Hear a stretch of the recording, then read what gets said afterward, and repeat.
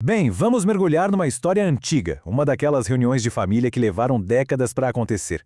É uma narrativa cheia de medo, muita estratégia e, no final, um resultado que surpreende todo mundo. E essa análise de hoje explora justamente essa questão, sabe? A gente vai ver isso através de uma das reconciliações entre irmãos mais famosas que existem, focando num homem, Jacó, que está prestes a reencontrar o irmão que ele enganou anos atrás. Imagina a cena. Depois de anos e anos de separação, Jacó olha no horizonte e vê o irmão, Esaú, se aproximando. Só que ele não está sozinho. Ele vem com um verdadeiro exército de 400 homens. Naquele momento, os piores medos de Jacó se confirmam. Mas em vez de entrar em pânico, o que a gente vê é uma estratégia meticulosa sendo posta em prática. Jacó organiza a família toda em fileiras, quase como uma formação de defesa, e coloca quem ele mais ama, Raquel e José, na posição mais segura de todas, lá atrás. É o primeiro sinal de uma mente que não deixa nada ao acaso. Agora, acho que interessante, depois de organizar todo mundo para se proteger, o próprio Jacó dá um passo à frente. Ele se coloca na posição mais vulnerável de todas, bem na linha de frente para ser o primeiro a encontrar o irmão. É um paradoxo, né? O grande estrategista, de repente, assume o maior risco pessoal. E conforme ele se aproxima, ele faz um gesto de submissão extrema. Ele se curva, com o rosto no chão, não uma, não duas, mas 7 vezes. Um sinal claro de reverência e deferência total a Esaú. O palco está montado, a tensão no ar devia ser palpável. Depois de tantos anos de amargura, a pergunta que não queria calar era: isso vai terminar em vingança ou em perdão?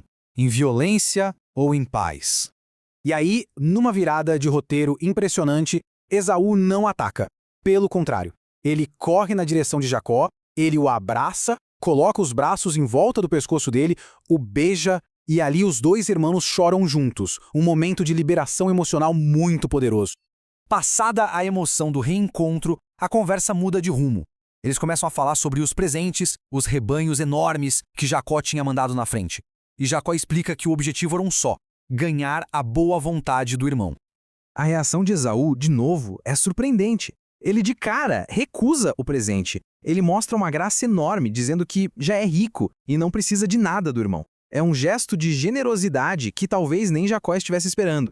Mas Jacó insiste, e a linguagem que ele usa é muito intensa, quase exagerada. Ele chega a comparar a visão do rosto do irmão, que o perdoou, com a visão do rosto do próprio Deus. Um elogio de proporções divinas, que quem sabe também não era outra ferramenta estratégica.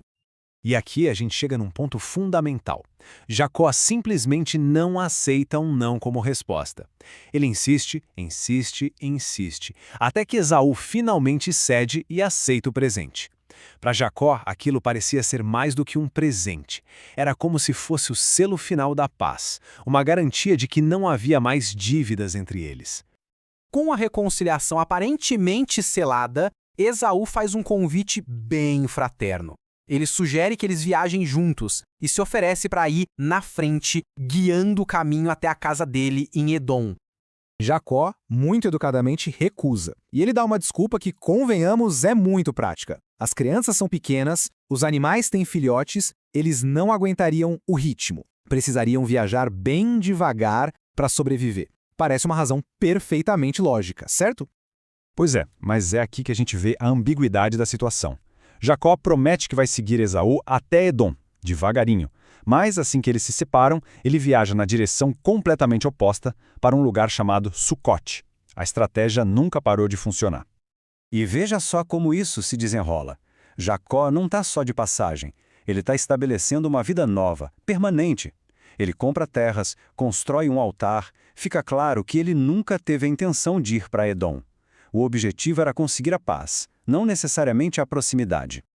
No fim das contas, o que a gente tem é um encontro complexo, que guarda duas verdades ao mesmo tempo. Uma reunião com emoção genuína de verdade e uma retirada estratégica calculada nos mínimos detalhes. A emoção foi real, mas foi a sobrevivência que ditou as regras do jogo.